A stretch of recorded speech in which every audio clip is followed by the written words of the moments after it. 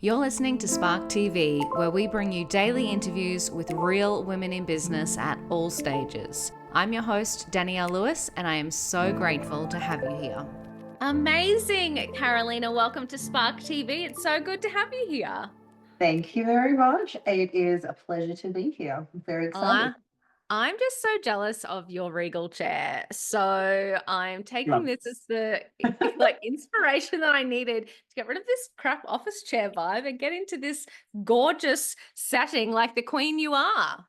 Thank you. And that was the whole entire point of having a regal chair. I just thought, I just want to, whenever I sit down to work, I just want to feel in my power. I want to feel like the strong, powerful, queen energy and embrace that throughout everything that I do because that's the goal of CPR. Oh my gosh, I love that so much. So let's get started by telling everyone who you are and what you do.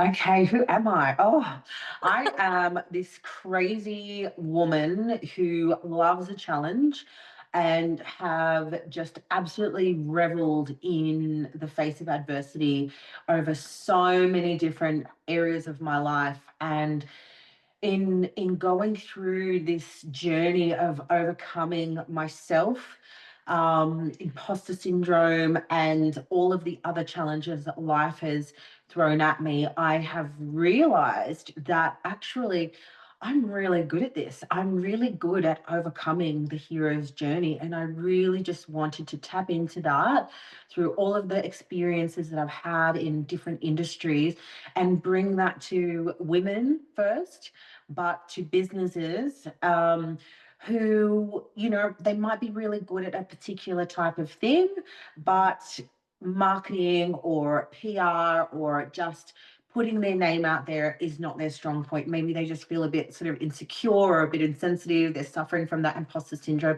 I'm here to be that powerhouse for them and help them to unleash their brand into a community of people who love and are really yearning to find someone who has their vibe, because I think it can be really scary, overcoming yourself as well as overcoming the barriers between you and your business and your audience and people who are just so similar to you, it would seem, but just really helping people to define who they are and to speak their truth in a way that's powerful and engaging and just really honoring the strength and the power that they have. Oh my God. I feel like everyone needs you on their team. Especially women, we do really have a hard time talking about ourselves and telling the world how amazing we are sometimes. Why the heck is Yeah. this so? I feel like it starts off with well, you talk about like, well, everybody knows about toxic masculinity, but I feel like there's a lot of Mm. toxic femininity that people don't talk about as Yes. well, Oh my God. I could right? not agree with you more. Yes. So I'm working on a podcast of my own called Girl Code, and it's all about really touching back in with what it means to be a woman, what it means to be the sisterhood, and raising each other up instead of pulling each other down. I feel like with like media, which is wonderful for business, but it's also very much puts people on this pedestal where they Mm. feel like they constantly have to exude this level of perfectionism, which is not humanly viable. It's great for business to establish a level of expectation that you can bring as a brand. But I think people have this disconnect with, like, okay, well, on the outside world, I need to be perceived as this particular type of thing, but Yeah. who I am as a person shouldn't necessarily be altered by that. And I think it's just one of the challenges of understanding where social media fits in all of our lives and in our business, but not letting what is portrayed by the media affect who we are and turn us against each other. Oh my God. I love you for saying that because it just drives me up the wall about how, because it's everywhere. We are everywhere. always cutting women down, Mm. whether it be the way they look, what they're doing, what their vision is, what they're aiming Their for, what they car, their bloody. nails, their heels, the brand they're wearing, or being Mm, overweight, or like whatever. There's yeah. so much of it, and it's not all our fault. I think, I remember even just with my mom, who's like a devout Catholic. She was always very much like, poor people and rich people, and fat Mm, people and skinny people, and I think it's generations of like just misinformment, like, yes. and not really connecting with what's the most important thing about us, which is who we are and how Yes. we love other people and how we bring them up and how we bring them together. And yeah, it's something that we need to work on as women. um Yeah, I love that. And I think it's just so important as well because I feel like all of that junk does hold us back. Women often have really impact driven businesses, yeah, and we let all of that noise hold us back from putting ourselves out there and thus not solving the problem that we're trying to solve in the yeah. world. Yeah. Mm. Yeah. I mean, as I said, I've been fighting my own, I suppose, imposter syndrome for like years now. I built my own website, and I'm not a website builder, but I was just like, you know what? I'm not going to let anything get in my way. I'm going to do this. I'm going to learn on the fly. And I'm really, really proud of what I've done. Yes. However, I had to, it's been a big challenge to get over myself in terms of the perfectionism that I wanted, because of obviously the face that I showed the world. I wanted people to look at my site and look at what I do and go, yes, this looks really professional, and, have that trust. But, it's everywhere. We're always, I think we're our own worst critic. We're holding ourselves to such a high standard that sometimes it really stops us from moving forward. And I think, Yeah. being beautiful, being a good mom, being as good as your peers, being the one that gets that promotion, there's just so much of this external pressures. And I think it's really important for us as women to stick together and help each other to, cut through the bullshit and just, own our worth and own our capability. Oh my God, I love it so much. So how did you even get into this? How did this all start? Yeah. So I've worked all my life around sales, marketing, events, business development, and partnerships with, scale up businesses, multinational businesses. And I guess like the biggest thing that I learned, especially working with multinationals like Salesforce, for example, is that brand and culture is everything. Mm, And that you have to really be in touch with the people that you're serving. So it's just really sent me on this journey of like really understanding, marketing, publicity, you know, developing a really well polished product that can mm, then be sold to investors or that people want to buy into. So I suppose it's just lots of different influences from, startup, scale up, multinational, just sort of really giving me this incentive to help more people to deliver a more polished product that other people connect with, because I think it's really easy to get lost in between like marketing and sales and all of the social media stuff. And I felt that there was a space for someone who could have the knowledge from all those industries and bring it into one concise offering that allows them to not have to wear all the hats. I think yeah. that's the other thing. As women and as entrepreneurs, you feel like you have to know something about everything. And I think Mm. if we can just give ourselves a break a little bit and instead harness that strength and that wisdom from other people, in your tribe. So that's how it all sort of started for me. I just saw so many businesses getting, they had these incredible ideas. They wanted to take it to market. They wanted to get investment in it, but they didn't really come across in the right way for people to really pick up on it and feel, I suppose, empowered and excited about investing in that opportunity. And I think that's, when you're a startup, when you're a scale up, that's really hard. If you don't know everything about branding, if you don't know about brand strategy, you're just kind of like, okay, well, I have a logo, I have a website, and like, let's do it. But they forget about the depth, which is, brand being the reason why people want to invest in something like that. It's not necessarily the product, it's about the feeling that they have, it's the relationship that they have, and the way in which someone pulls them into their story. And I just am so passionate about helping people to do that. Oh my God. I love it so much. It is really interesting. You're so right. I feel like it's almost like when people start a business, they have this checklist in their head, like logo, website, social, but they just forget about, they kind of start it because they're on this mission, but then they just start to go through this arbitrary checklist and forget about that brand piece. So I Yeah. love that you mentioned that because it's just so important. You're right. It is the thing that really sets us apart and gets other people onto our journey and on this path that we're all trying to travel. Totally, totally. And I mean, at the end of the day, I think it's very much like it takes a village to raise a child. And I think it takes a village and a tribe to really raise your business and your brand. So So that's my true. biggest thing, find your tribe, connect with your people, understand what they need, and give that to them through, just really honing down on what it is that you're here to do and what it is that they need through I here. love that because you're so right. We do wear all of these different hats and we can't do it all. We can't be expected to be the best at every facet of our business. So I love that want to champion these people that are doing amazing things.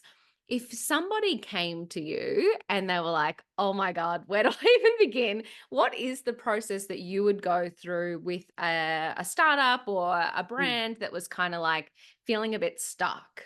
Yeah, that's a good question. So the first thing about CARA PR is that everything starts with a strategy. Mm. So it's all about brand strategy and then how to publicize that using PR. So the first thing that we would do is we would pretty much go into a discovery mode, like an investigator. We would Mm. look at all the different areas of their brand, the touch points between their customers, their competitors, and just really analyze everything from an outside point of view and from an inside point of view going out, just so that we understand if what they're saying they are is the same thing as what their audience or their customers believe that they are, and just find those inconsistencies.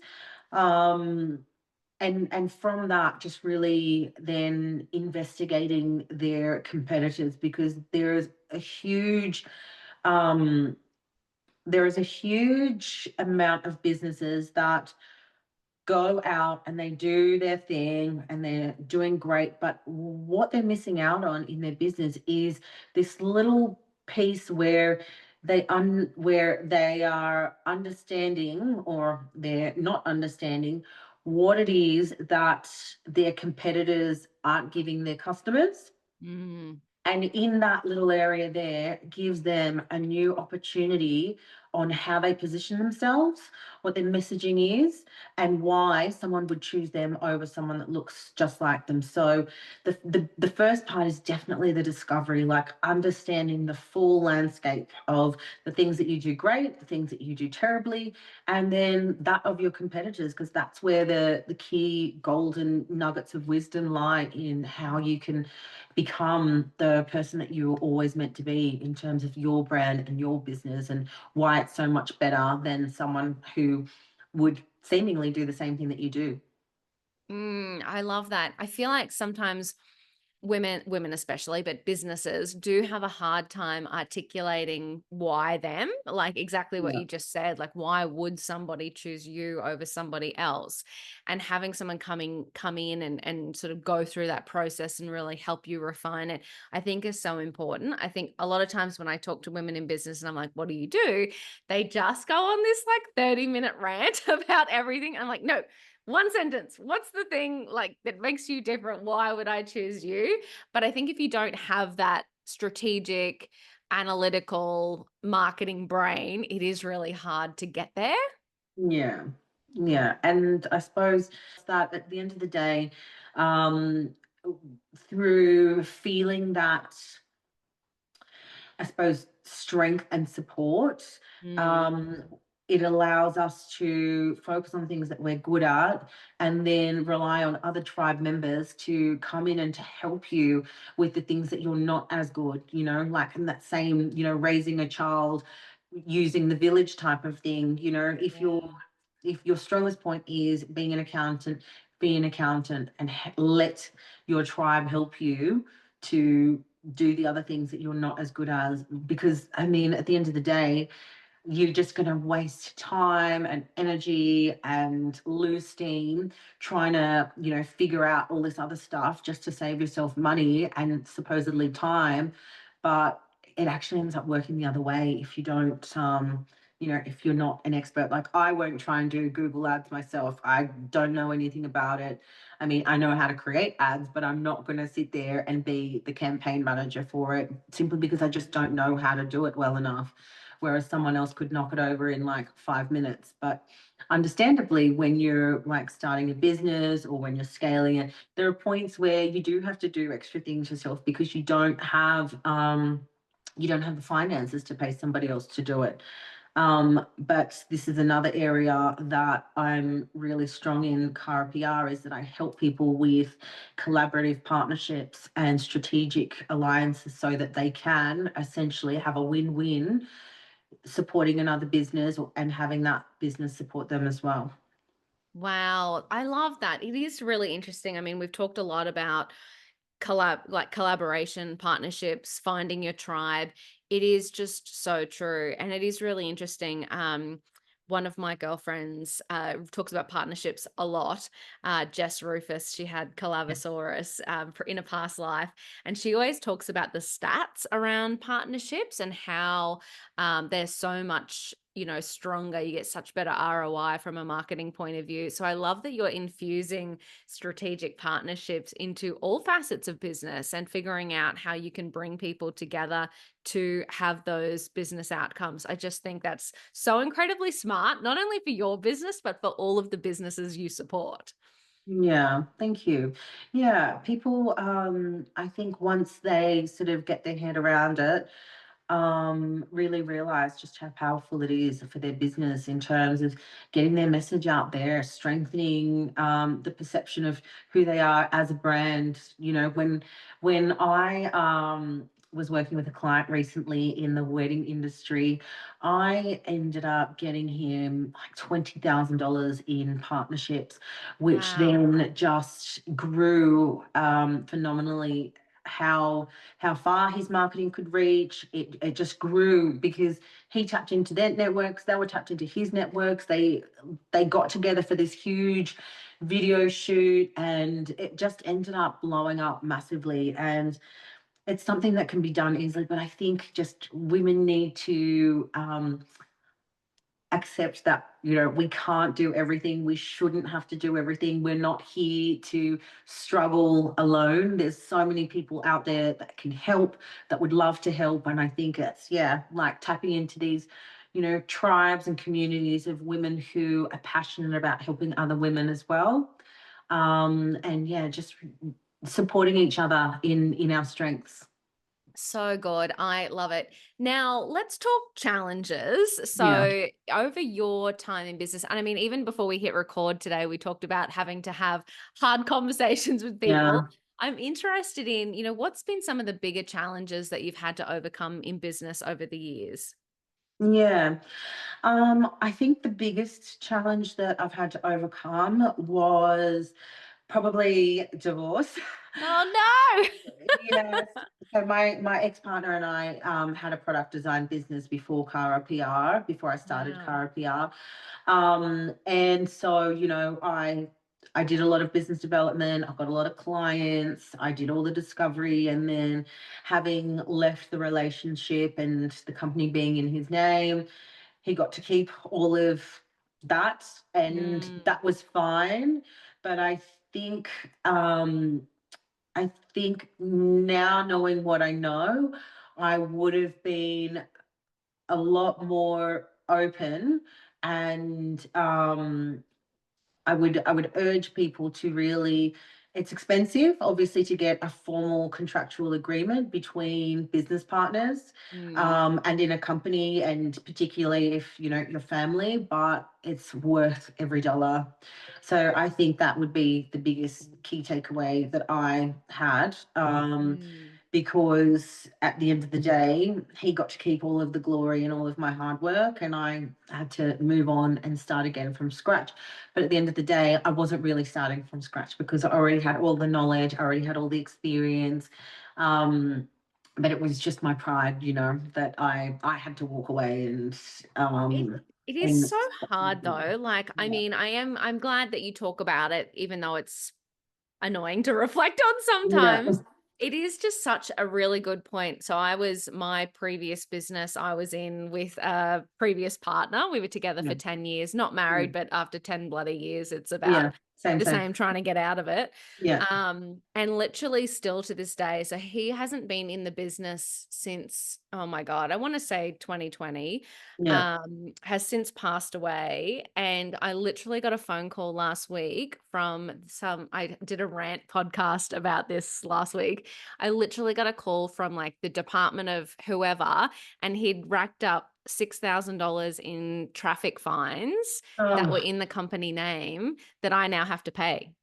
oh, It's God. just, it's just, you go into these partnerships sometimes thinking, Yeah. I love them. It's all roses but It'll you always be really got to look great, and after trust each yourself. other. Yeah. The most important thing is to protect yourself, I think. Yeah. Like, don't wait and hope and pray and assume Mm, that everybody out there is a nice person that's going to do the right thing by you. Just because your relationship's good now, yeah. you got to just be professional in that way. So yeah, that would be Yeah. my biggest takeaway, is to, I yeah, love that you invest said that. in the legal side of it to protect yourself. Yeah. Yeah, I do love you said it because it's not romantic and it's not gorgeous, but it's Yeah. so important for women to look That's after true. themselves. Yeah. I think Yeah. that's we always talk about things like super and when women go on maternity leave, and then the gender pay gap and all this stuff, but I mean, a lot of that kind of feels corporate related. I think that in Yeah. business, we do have to put those things in place to protect ourselves as well. Yeah. Yeah. Mm. Yeah. So it just comes back down to that, getting your time together of good Yes. people. You need a good advisor, you need a good legal person, you need a good accountant. You don't try and do everything yourself, and don't try and struggle. Like, there's always going to be somewhere, somehow, someone Yes. who's willing to help you, get to that next stage. I think that's a really important thing to remind people, instead of, you know, feeling the overwhelm and just drowning in it, just going, oh my God, I've got to do this and I've got to do that. Like, just take a breath, write a bit of a plan, and, go to your network, or come to someone like me who has a huge network that, can help you to find the right people to help you get to where you need to be. I think that's really important. Oh my God, I love it. I could talk to you all day, but I always love to wrap up these podcasts with one last piece of advice. So, reflecting on your time in business, what would be a piece of advice that you would give to another woman on her business journey? Um, the one piece of advice that I would give to another woman, from my business journey, would be to find your tribe. I am just so big on finding your tribe, because at the end of the day, business can feel very isolating. It can feel very overwhelming. And I think that it's very easy to, just, you know, work away day by day on your keyboard and get Mm, just so disconnected from the outside world because you're pushing so hard to get to somewhere. But yeah. when you're in a tribe of women or of other entrepreneurs, you get insight that is so like invaluable to your business. Like you just they feed you as and you can feed them in different ways. Like I was on your Spark virtual coffee meeting the other day, and someone was talking about she was talking about training your little gems in Yes. Gemini. And Yeah. I was like, oh my God, I didn't know you could do that.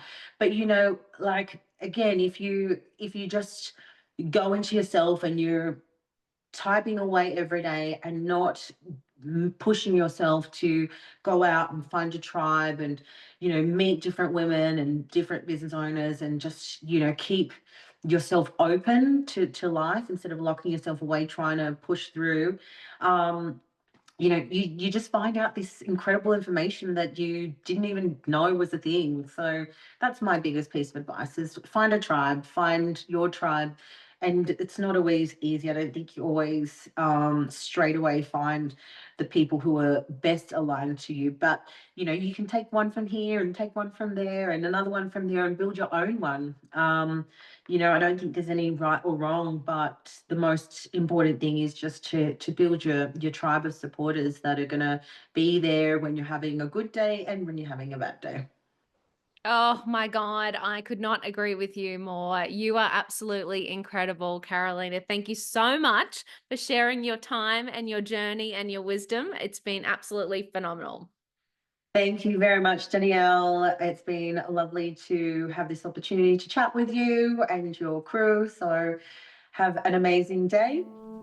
That wraps another episode of Spark TV. Shout out to Spark TV sponsor IP Australia for their amazing support of the Spark podcast and women in business.